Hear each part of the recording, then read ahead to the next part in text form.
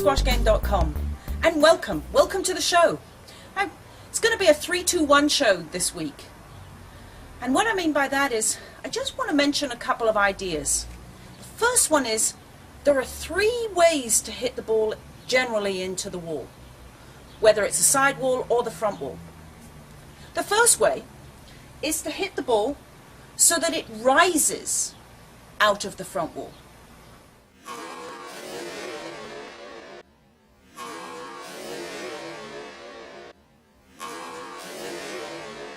The second way is to hit the ball so it comes back flat.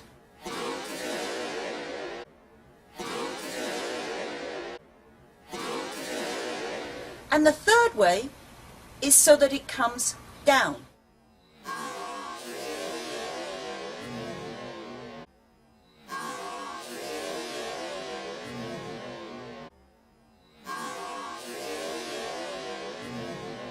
Now each time you use these shots, these ways of hitting the ball into the front wall, your racket path will have been different to create it.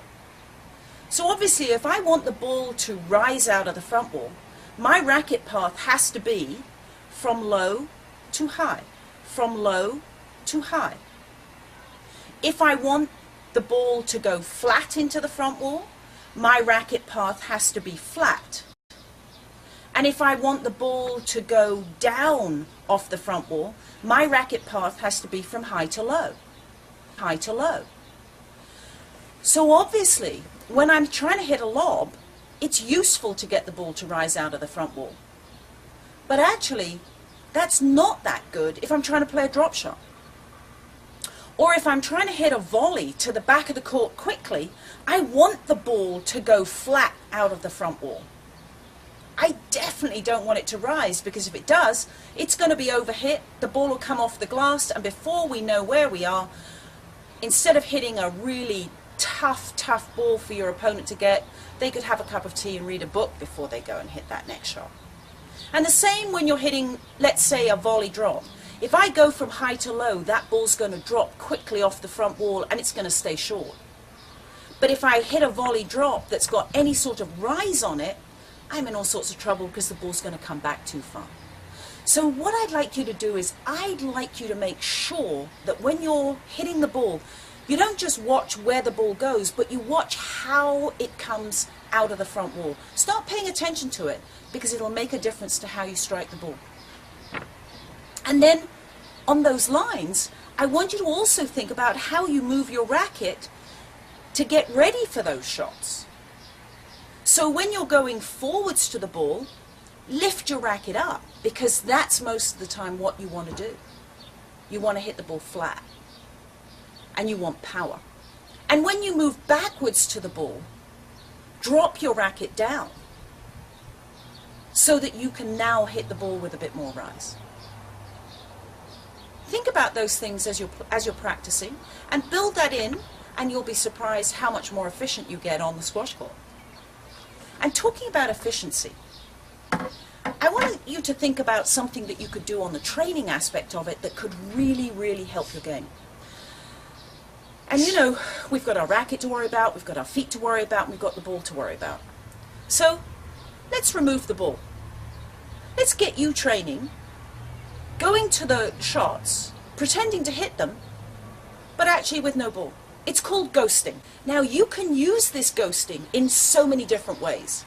And for now, all I want you to do is to use it to start paying attention to your technique and perfecting it. That's all I want you to do with it. We'll come back to using ghosting in different ways in other shows. Now obviously, if you want to be a squash player, or if you just want to live a nice life, a healthy life, you need to stay healthy yourself. And I found this great resource.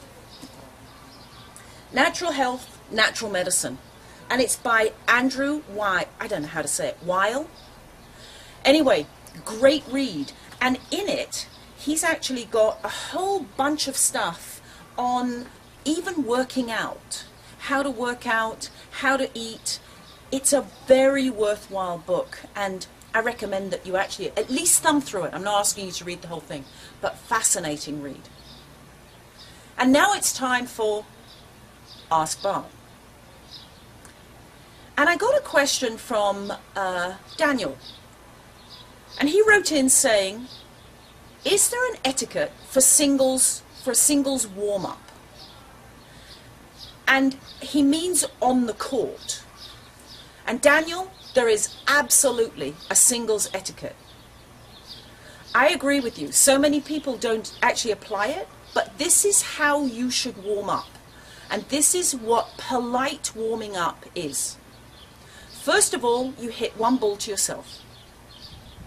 Then you hit another one cross-court to your opponent. So actually, they can hit it. They'll hit one to themselves, and then they'll pass the ball back to you. You'll hit one to yourself, and you'll pass it back to them. And so on. If you choose to move forwards and volley it, that's fine. But you're not trying to win the warm-up. And definitely, you are not trying to aggravate your opponent by hitting 6 shots to yourself and then driving the next ball into the next so it's unreturnable. The etiquette is to have an even warm-up where you hit 1 shot to yourself and 1 across the court. I do think you can use the warm-up for yourself. I do think you can actually make sure that you get your stroke working, and I would recommend that you let the ball bounce first before you move forwards and volley it.